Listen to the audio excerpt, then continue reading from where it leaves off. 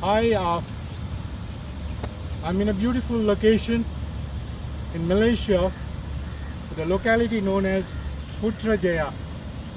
I mean, I know in Tamil and Hindi and Sanskrit, Putra means the offspring or the child or the son or whatever, daughter.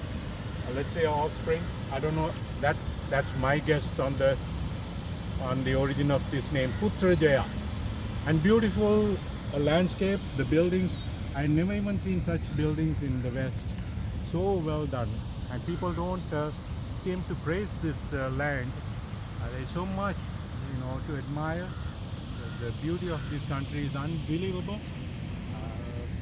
And people in this country are trying to leave and come to the West. The only reason they want to leave is, the currency difference, or the dollar is little more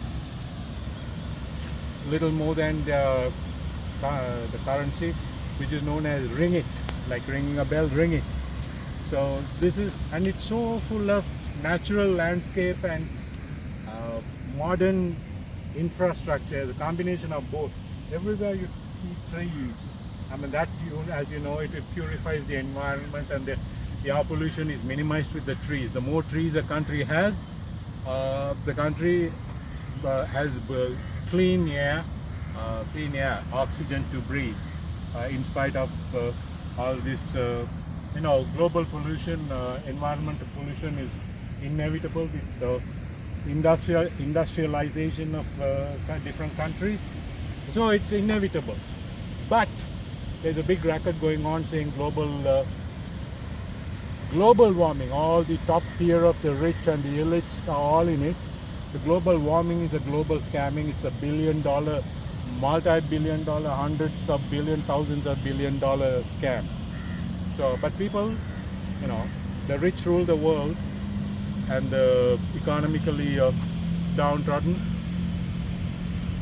they are not informed. It not just you need the basic education, and then you have to search for knowledge. Only then you become informed any on any subject.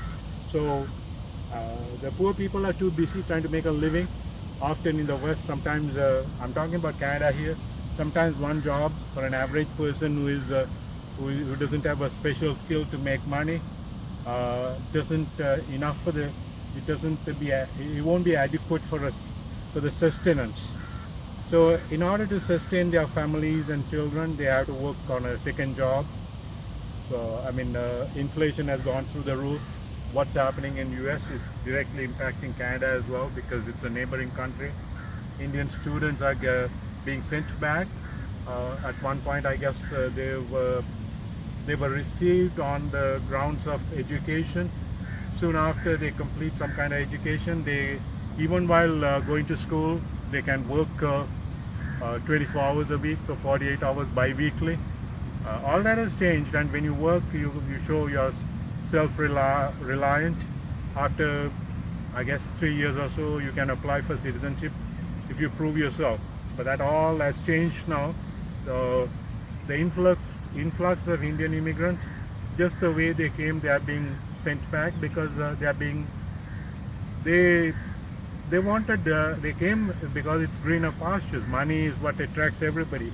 Now when that is denied, what do? You don't want to live in a country.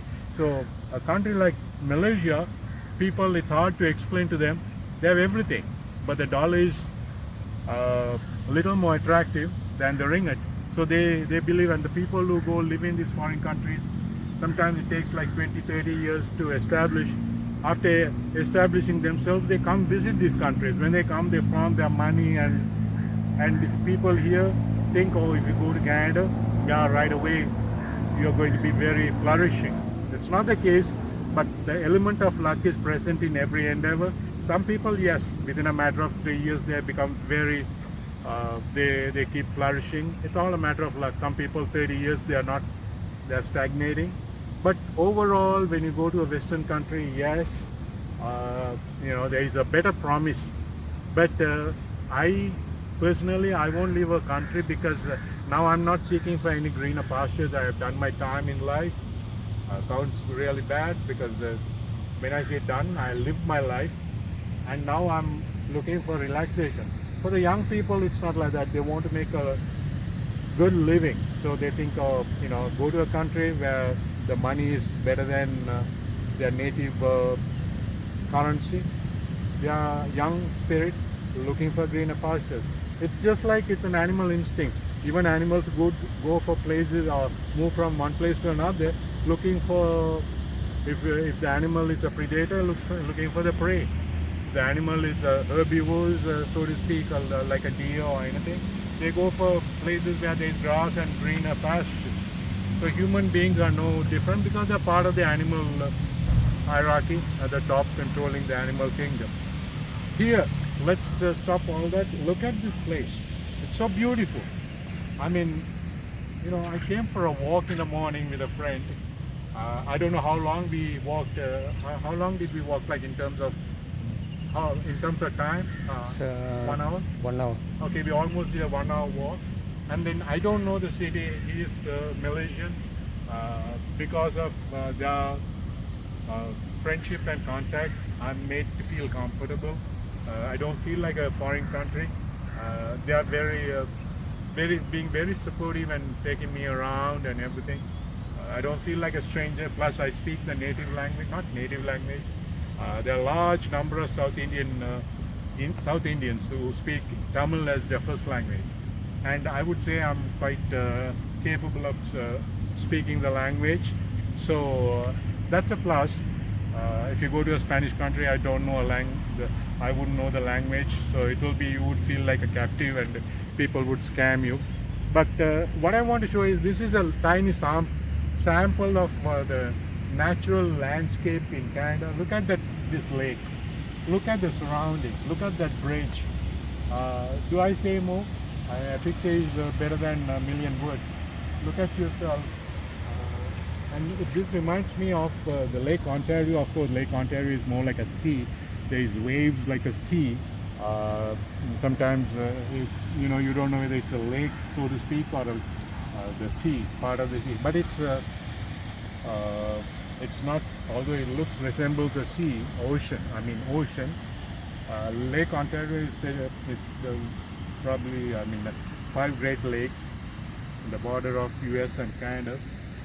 Lake Ontario is the biggest lake in the world, and biggest in terms of circumference and the land mass. When I say land mass, should I say sea mass? I don't know the correct terminology. But Lake Ontario, out of the five lakes, that's the biggest. The deepest lake, the biggest lake in terms of depth, is said to be in Russia, Lake Baikal. Lake Baikal some even say it's as deep as the ocean, mid-ocean. What is the depth of the mid-ocean? They say about 7.5 miles deep. Lake Baikal is at least 5 miles. The depth of Lake Baikal is at least, conservatively speaking, no less than 5 miles, as I understand. The good thing about it is in winter it's all ice, if you may know. Even Lake Ontario, it's all ice. But it's not salty water. Lake Baikal has the water resource for the entire world. Lake Ontario provides the water supply to the Canadians. The water is purified. It's not salt water, and all you need is to kill the germs and use the right kind of chemicals largely chlorine, and then the tap water is chlorinated. I tend to boil the water because chlorine, if you go to a swimming pool, it's all chlorinated, and that's why everybody comes and jumps into the swimming pool. They swim, God knows what kind of any latent diseases or might have, but then the chlorine tends to kill the germs. Don't want to go too in depth explaining everything because it might turn you off. Look at the beauty, look at the infrastructure, a tiny sample. Look around.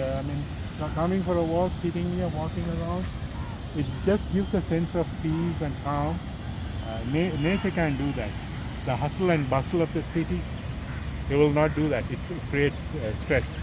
The rat race, running to make a living. But now I am out of that. I guess I'm in a stage where I'm retired, and so I mean I deprived myself so much in the last 25 years. Uh, you know, you had family obligations done. Now, without guilt, I can go where I want, provided there is enough funds. So that's the story for today. And thanks for if you have listened to the entire segment. Thanks for your patience. I tend to be sometimes, I guess, profuse and verbose. So that's I don't edit my videos.